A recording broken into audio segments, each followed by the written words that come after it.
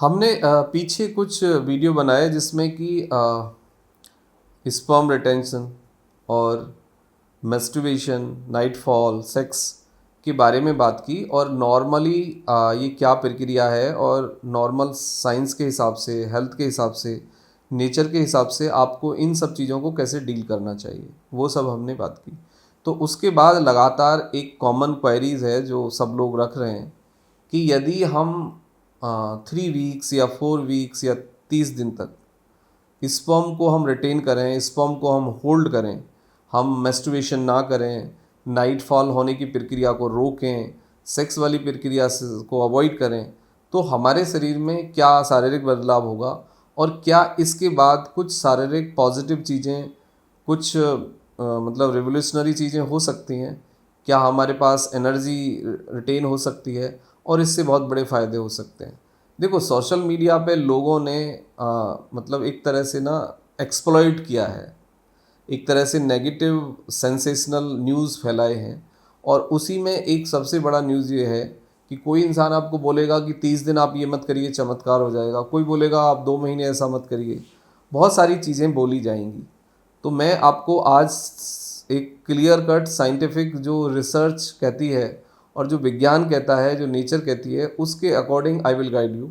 इसमें कोई मेरा पर्सनल कंट्रीब्यूशन नहीं होगा। तो मैं आपको टोटली साइंटिफिक बात बताऊंगा जो कि व्यवहारिक होगी, जो आपको समझ आएगी। लेकिन आवश्यकता ये है कि ये आप वीडियो को पूरा देखिए, चैनल को सब्सक्राइब करिए और अपने फ्रेंड के साथ शेयर करिए, क्योंकि ये करके आप हमें सपोर्ट करेंगे और ये सपोर्ट हमारे लिए एक ब्लेसिंग है, एक रिवार्ड है और इसके बाद हम ना अपने काम को अच्छे से कर पाते हैं, एक कॉन्फिडेंस के साथ, एक पॉजिटिविटी के साथ। तो 30 दिन या 40 दिन या 2 हफ्ते ये इम्पोर्टेंट नहीं है। मेरा मानना यह है कि फोर्सफुली कोई काम करना या फोर्सफुली किसी चीज़ को रोकना, ये एक वायलेंस है, ये एक हिंसा है और ये शारीरिक, मानसिक रूप से, आध्यात्मिक रूप से और नेचुरली गलत है। देखो, शरीर के अगेंस्ट, शरीर की विल के अगेंस्ट और शरीर की जो फिजियोलॉजी है, एनाटॉमी है, यानी शरीर विज्ञान, शरीर जिस तरीके से काम करता है, जिस तरीके से उसके काम करने के अपने तरीके हैं, यदि उनको हम वायलेट करें या उनको हम रोकें या उनको हम फोर्सफुली ज़्यादा करें तो इससे हमें शारीरिक, मानसिक नुकसान होगा और इससे हमें कोई फ़ायदा नहीं होगा। अब मैं एक पहला पॉइंट ये लेता हूँ कि देखो, बीरिया को होल्ड करना या बीरिया को एक्सेसिव निकालना, ये दोनों ही कंडीशन स्वास्थ्य के लिए ख़राब हैं और स्वास्थ्य के लिए बहुत हार्मफुल हैं। ये सबसे पहली बात ये है कि जैसे हमारे शरीर के अंदर पेशाब बनता है, जैसे हमें पसीना आता है, जैसे हमें स्टूल पास होता है, वेस्टेज बनता है, वैसे ही जब हमारा ब्लड का प्रोडक्शन होता है शरीर में, तो सेम टाइम हमारे स्पर्म का प्रोडक्शन होता है। तो आपके शरीर को क्लीन करने के लिए, वो स्पर्म निकालने हो, वो यूरिन निकालना हो, वो स्टूल निकालना हो, उसके लिए एक प्रॉपर एक्सक्रीटरी सिस्टम डेवलप किया है नेचर ने, शरीर ने।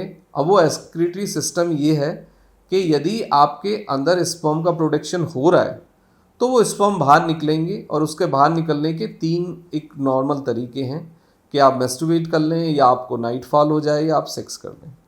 तो इन तीनों ही प्रक्रियाओं में, तीनों में से कोई भी प्रक्रिया यदि आप फोर्सफुली कर रहे हो, बहुत ज़्यादा कर रहे हो और उसके लिए यदि ऑब्सेस हो गए हो, तो आपको दिमागी, शारीरिक और भावनात्मक नुकसान होंगे, उससे आप नहीं बच पाओगे।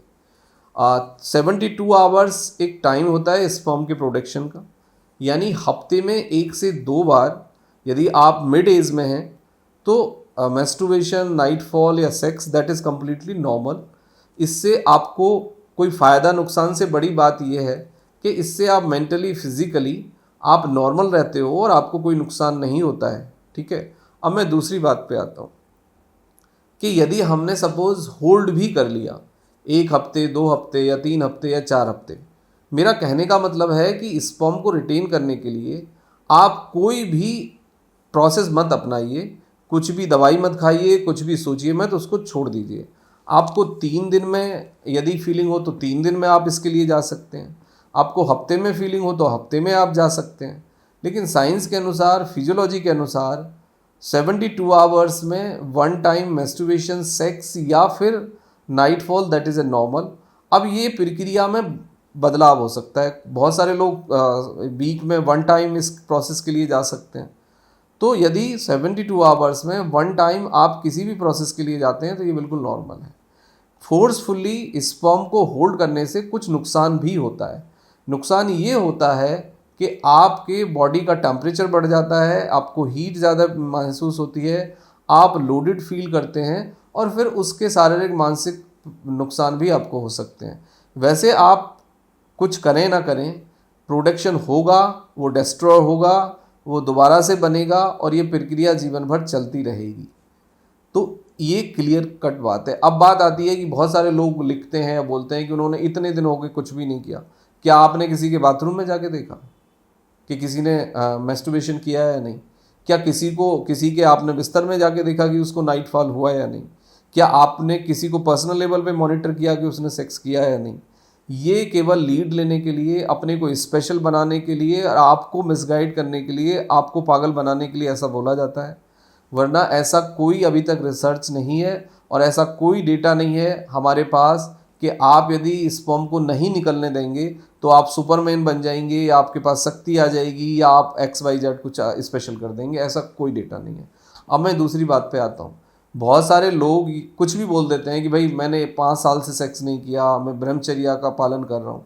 मैं वही बात बताना चाहता हूँ आपको कि कोई अपवाद हो सकता है, खैर मैं उस पर ज़्यादा डिबेट नहीं करूँगा, लेकिन नेचर या साइंस इसको इंडोर्स उस तरह से तो नहीं करती अभी तक भी। यदि वो प्रोडक्शन हो रहा है तो वो निकलेगा किसी ना किसी फॉर्म में। और यदि कोई इंसान बोल रहा है कि नहीं मैं उसको निकलने ही नहीं देता और वो निकला ही नहीं है, तो भाई ये कोई बीमारी हो सकती है, ये फिर बहुत भयंकर भी बीमारी हो सकती है और कुछ सेक्सुअल ट्रांसमिटेड डिसीज़ भी हो सकते हैं। तो इसके पीछे कुछ अपनी उसकी दिमागी प्रॉब्लम भी हो सकते हैं, तो इसको भी हमें ध्यान में रखना चाहिए।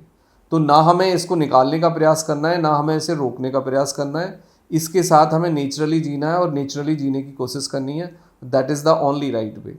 किसी भी नेचुरल जो हमारे बॉडी के अंदर जो नेचुरल फिजियोलॉजिकल रिएक्शन है, जो एक्सक्रीटरी सिस्टम है, उसको वायलेट करना या उसको बहुत ज़्यादा एक्टिवेट करना, ये दोनों ही चीज़ें हमारे लिए नुकसानदायक हैं। बहुत सारे लोग हैं, अब देखो पागलपन की जो एक होती है ना, एक लिमिट होती है, लेकिन कुछ लोग ना कुछ भी बोल देते हैं और उन्हें कुछ भी आइडिया नहीं होता कि इसके क्या परिणाम होंगे। किसी का ये बोलना कि उसको दोनों किडनी नहीं है और वो जिंदा है, अपने आप में ये बताता है कि वो इंसान एक नंबर का मूर्ख और पाखंडी है।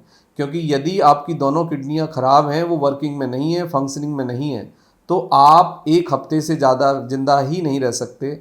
आपका क्रिएटिनिन, आपका यूरिया, आपका यूरिक एसिड, आपका ब्लड प्रेशर ये कंट्रोल में नहीं होगा।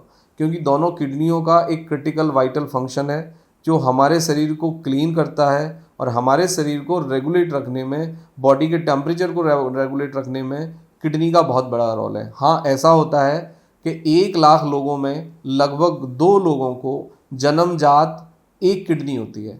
ये बात सच है, ये बात मैं मानता हूँ कि बहुत सारे लोगों को एक किडनी होती है, वो एक किडनी से ज़िंदा रह सकते हैं। बहुत सारे लोगों को एक किडनी होती है लेकिन उसका साइज़ बहुत छोटा होता है, इतना छोटा होता है कि वो अल्ट्रासाउंड में विजिबल ही नहीं होता, लेकिन वो छोटी किडनी अपना पूरा काम कर रही होती है और ज़िंदगी भर वो इंसान को स्वस्थ रखती है। यानी यदि आपके पास एक किडनी है और एक किडनी भी यदि साइज़ में आधा ही है, बहुत छोटी है, लेकिन उसका फंक्शनिंग ठीक है, उसका फिल्ट्रेशन ठीक है, GMR ठीक है, तो वो किडनी आपके पूरे जीवन को रिस्टोर करेगी। और विदाउट ए किडनी कोई भी इंसान जीवन की कल्पना नहीं कर सकता, वो स्वस्थ नहीं रह सकता, वो जिंदा नहीं रह सकता। That is a complete nature and the pure proven evidence based science. यदि कोई इंसान आपको इस तरीके से मिसगाइड करता है कि उसके पास किडनियां नहीं है और फिर भी वो जिंदा है, वो एक नंबर का पाखंडी, झूठा, फ्रॉड इंसान है जो आपको केवल मिसगाइड कर रहा है ये लीड लेने के लिए कि वो स्पेशल है, उसके पास शक्तियां हैं और उसके पास पावर है। इससे ज़्यादा कुछ इसका आधार नहीं है।